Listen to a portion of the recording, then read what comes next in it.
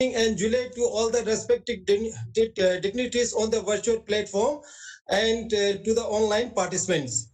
I take this opportunity to welcome today's chief guest, Shri Sogat Vishwas, Divisional Commissioner and Secretary Disaster Management, Union Territory of Ladakh. I welcome Dr. R.S.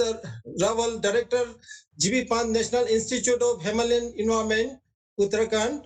I welcome Professor Surya Prakash, National Institute of Disaster Management, Delhi, and all the respective panelists.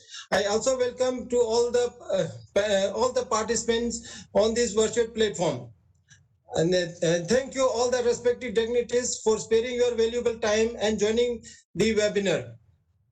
On this onset, once again, I welcome you all for the celebration of the United Nations declared International Day for Disaster Risk Reduction.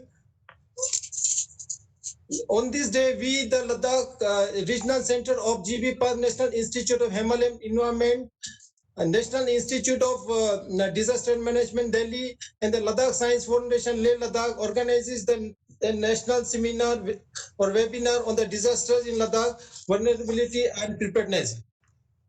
The International Day for Disaster Risk Reduction was started in 1989 after a call by the United Nations General Assembly for a day to promote a global culture of risk awareness and disaster reduction. It is held every year on 13th October. The day celebrates how people and communities around the world are reducing their exposure to disaster and raising awareness about it.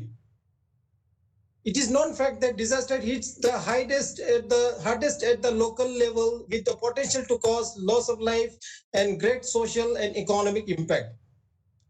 Ladakh is no longer immune to the disaster. In fact, it bears the pain of climate change, global warming, tectonic plate displacement, rapid increase in tourist inflow, and man-made disaster. Ladakh is ecologically fragile area, very sensitive environment. It lies in earthquake zone 4. Its glaciers are melting at a rapid rate.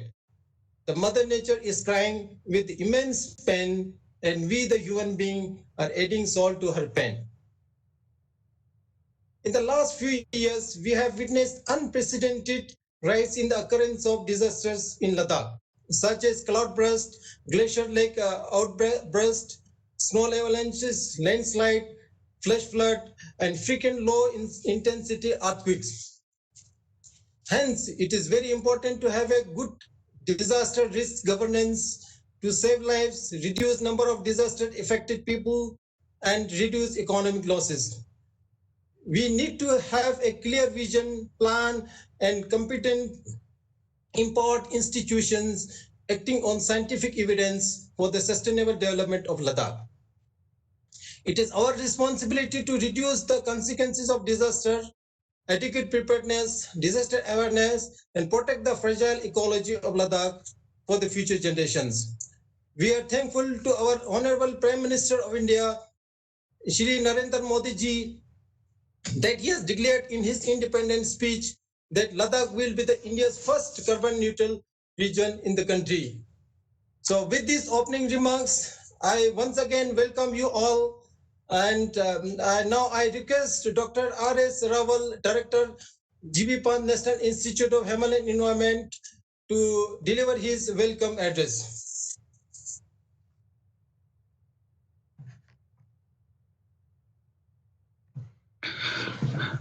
Namaskar.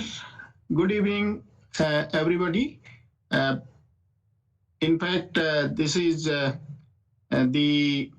I would say, whatever Mr. Sering has deliberated about the event, that has been very apt. And at this occasion of International Day for Natural Disaster Risk Reduction, I take this opportunity to welcome you all on behalf of my institute, the G.V. Pant National Institute of Himalayan Environment, as well as on behalf of the other two collaborators who have joined hands with the institute for organizing this event, the National Institute of Disaster Management and Ladakh Science Foundation. So I'm privileged to extend this welcome to all of you, particularly the chief guest of today's webinar, Sri Swagat Biswas, IAS Divisional Commissioner, Ladakh, and the keynote speaker of this event, Professor Surya Prakash, and also the expert panelists who have been drawn from various agencies engaged with disaster related activities, research, and development. And also, I extend a very hearty welcome to all the participants who have joined this webinar from various parts of the country. Friends, as an institute dedicated for undertaking research and development activities in front-running issues on environment and development of Indian Himalayan region, the Institute is pleased to join hands with the two other partners of this webinar and to organize this uh, event, which is entitled as Disaster in Ladakh, Vulnerabilities and Preparedness, on the occasion of the International Day for Natural Disaster Risk Reduction. I am very happy that the regional center of GB Pant Institute at Leh, they explored this possibility with the other two partners to organize this event. And this event, in my opinion, is very apt and pertinent, particularly while we are facing the brunt of COVID-19, which is the disaster across the globe. So that way, it is a very important event, and I believe the experts who are basically would be joining this event as a panelist. They would be discussing on different aspects of the disaster risk reduction, particularly with reference to Ladakh. And the outcome of this event will be in my opinion, will be a knowledge product which will facilitate the, as it was indicated, that the Ladakh is also facing the problems of disasters. So that knowledge product will be very handy for Ladakh government to expedite or to strengthen its governance for disaster risk reduction, as the theme of this year is focused on governance with respect to disaster risk reduction. I would not take much of time because I'm not an expert of this field, but I would just mention that Institute made a small beginning to contribute towards the carbon neutral Ladakh by way of organizing one major event which was held during early March 2nd to 5th, in collaboration with the Ladakh administration. And one of the deliberation or one of the session was dedicated towards the disaster in the Ladakh and disaster risk reduction in the Ladakh. And I'm very happy that soon the knowledge product or the outcome of that event on disasters will be released, and that will be basically one of the knowledge product which the Ladakh administration can take up for action on the recommendation of that event. So I'm hopeful and very, I would say that the panelists who are joining this event, they have worked on different aspects of disasters, and they have experience, expertise.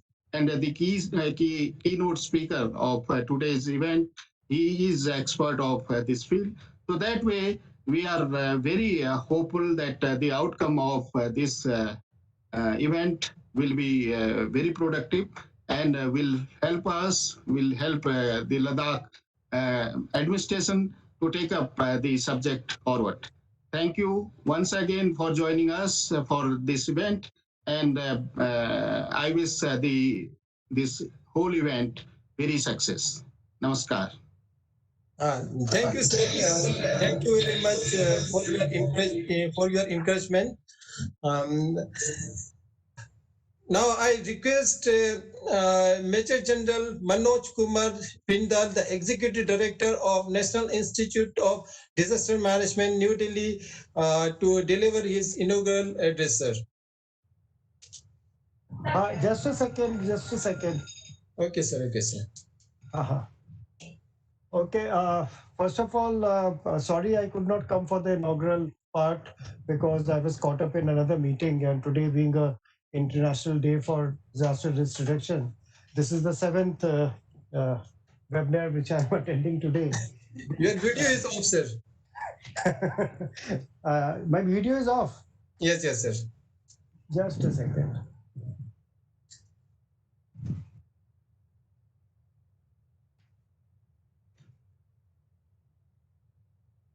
Now, can you see me? Yeah. Now it is clear, sir. Okay, thank you. Yes. First of all, it's a very big occasion because we are having this program with Ladakh. 2 years back, I was posted in the core headquarters there as BGS, and I used to stay in Karzuves in the city, and so I have got very good memories of Leh and Ladakh and all areas around it. And when the snow wall came down in Siachen, if you remember, in which we managed to dig up one after 20 days, Hanuman Kappa. That time I was fully involved in that operation also. And a lot of avalanches on Khardungla Pass, which I was involved in rescue and relief. So I have very fond memories of Ladakh. Nevertheless, today is a very important day because in 1989, the International Day for Disaster Risk Reduction, it was started after a call by the UN General Assembly for a day to promote a global culture of risk awareness and disaster reduction. However, in 2009, the UN General Assembly officially designated 13th October as a date to commemorate the day as a International Day for Disaster Risk Reduction. So this day celebrates as to how people and communities around the world are reducing their exposure to disasters and raising awareness about the importance of reining in the risks that they face. So, disaster risk governance is the theme of this year's International Day for Disaster Risk Reduction, that is today, and where a great number of people have died and fallen ill because of the COVID-19 pandemic.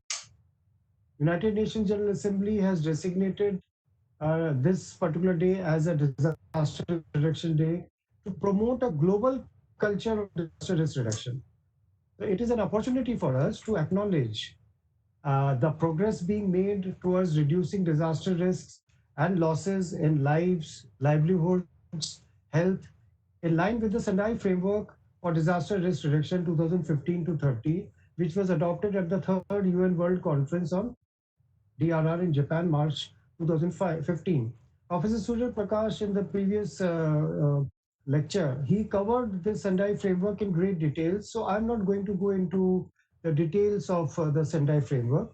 However, I will just say that in 2016, the UN Secretary General, he launched the Sendai 7 campaign to promote each of the 7 targets over 7 years, in which the 2020 target is E target, that is substantially increase the number of countries with national and local disaster risk reduction strategies by 2020, which lays the foundation for the implementation of the Sendai framework and is closely linked with priority for action 2, which is strengthening disaster risk governance to manage disaster risk. So in keeping with the day's focus on the impact that disasters have on people's lives and well-being, this year's theme is about conveying the message that many disasters can be avoided or prevented if there are disaster risk reduction strategies in place to manage and reduce the existing levels of risk and to avoid the creation of new risk. So what this all amounts to is a good disaster risk governance. In addition, during this pandemic 2020 and the climate emergency, it is telling us that we need clear vision, a clear plan and competent plan, empowered institutions which are acting on scientific evidence for the public good, which requires national and local strategies for disaster risk reduction to be in place by the end of the year.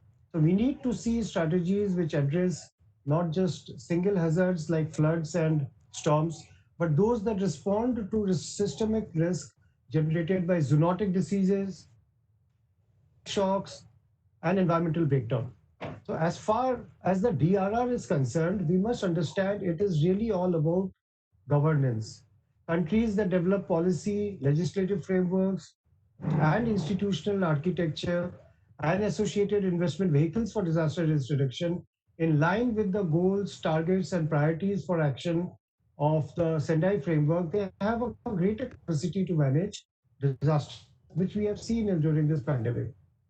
So the issues of disaster risk governments, that is identifying and acknowledging, planning and acting on disaster risk, have come into sharp focus this year as the evidence is accumulating of the failure of many countries to heed the many warnings in recent years and prepare for such global threats as is what we are facing right now. The case for a good disaster risk governance and strategic planning has been acutely demonstrated by the present pandemic, and it pales in comparison to the immediate need for such approaches in dealing with the climate emergency. We are all aware the world is on the course for a temperature rise of 3.2 degrees centigrade, and yet the G20 countries, which are responsible for 78% of the greenhouse gas emissions, have made no impact on the continuing upward trend. 15 of the G20 members have not committed to a timeline for net zero emissions. So, unless global greenhouse gas emissions fall by 7.6% each year between 2020 and 2030, the world will miss the opportunity to get on track towards the 1.5 degrees centigrade temperature goal of the Paris Agreement. And the consequences of that are very severe, very dire for both humans and the ecosystems. Thus, for the goal of this year's International Day for DRR is to identify advocacy opportunities, to highlight how good disaster risk governance, planning, and implementation leads to reduced number of people affected by disasters, especially in terms of death, injury, displacement, and loss of livelihood. So, in conclusion, what I will say is that we need to always keep asking ourselves questions when we are formulating disaster policies for the DRR, which are like, does the national strategy for DRR have a clear vision supported by plans, the necessary competence, legislation, resources, guidance, and coordination within across the centers? And are we addressing the disaster risk in publicly owned, managed, or regulated services in a systematic way? Do have we included financial incentives, public awareness raising, and training initiatives in the intervention? So these are the questions which we need to always ask ourselves whenever we are going to talk about DRR. And so I will say that national and local strategies for disaster risk reduction must be multi-sectoral, linking policies in areas such as land use, building codes, public health, education, agriculture, environmental protection, energy, water resources, poverty reduction, and climate change adaptation. And so it's time that we raise up our ante and raise the level of the game so that we it leads to a more resilient planet for future generation. So with this, I once again thank the forum and all esteemed panelists and participants who have joined this seminar for a wonderful opportunity. Thank you so much, and over to you.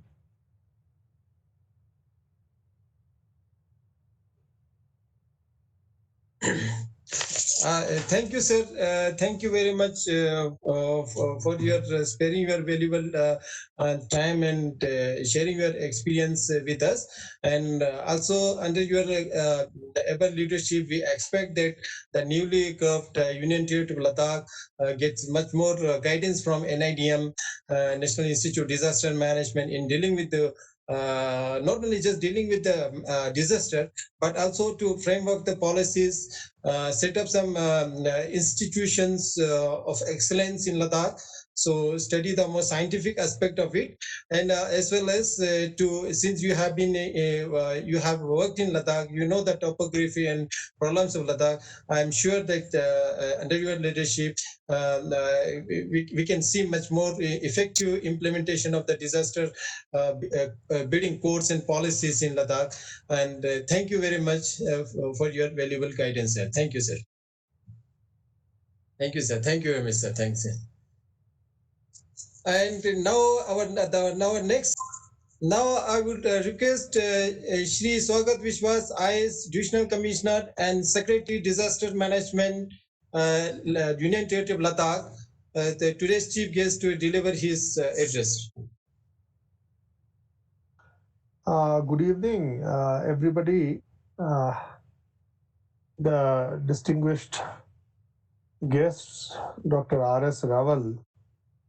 I saw the name of Major General Manoj Bindal also. Professor Surya Prakash. Dr. Tashi from the Ladakh Science Foundation, Ladakh Regional Center, NIDM, GB Pant National Institute of Himalayan Environment. First of all, I would like to congratulate and thank that आप लोगों ने शाम को 7 बजे ये Covid के situation में जब नॉर्मल वेबिनार हम लोग नहीं कर पा रहे हैं, तब भी जज्बा दिखा के you have used this opportunity to organize this event of importance, great importance rather. So I would thank you. That shows that we are encouraged and we want to do something in this field, which needs to be done. We would like to gain from the experts that you have collated for this evening, and I believe, I hope I have not lost you. Hello. Yes, Hello. sir, you are audible, sir. Yeah. So I see a good number of people who have joined, and good panel of experts also who can enlighten us on what to do in the future.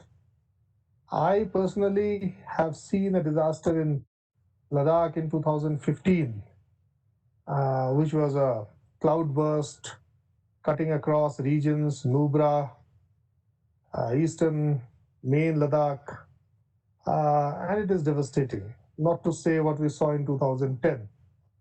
And now we are having this spurt of earthquakes, one after the other. So there are two things. One is a long-term solution, how to do it. You as experts, as academicians, as people from various technical and what should I say, expert agencies like the NDMA, the NIDM can guide us.